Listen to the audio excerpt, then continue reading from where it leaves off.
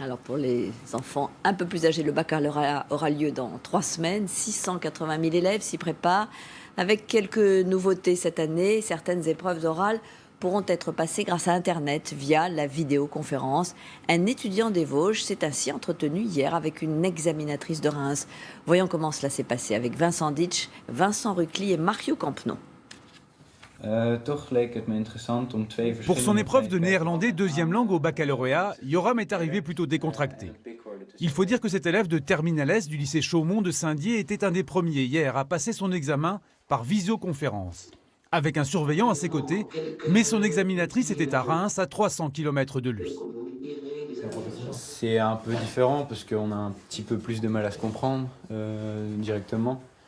Mais bon, ça m'a pas gêné plus que ça donne un peu de temps de réfléchir, donc c'est pas plus mal à la rigueur. Au final, ça passe quand même plus par la parole que par les gestes ou quoi, donc ça gêne pas du tout.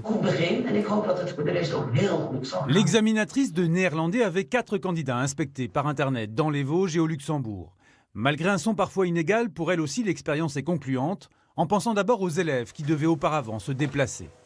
Ça évite quand même à des jeunes de faire beaucoup de kilomètres pour passer un examen qui a quand même de courte durée et qui souhaitent quand même étudier une langue rare.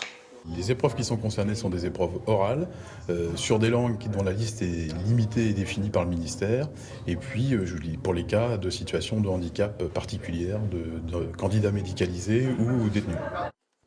L'examen par visioconférence restera donc toujours limité à certaines épreuves et certaines situations, mais il pourrait aussi servir à des jurys pour délibérer sans avoir à se réunir.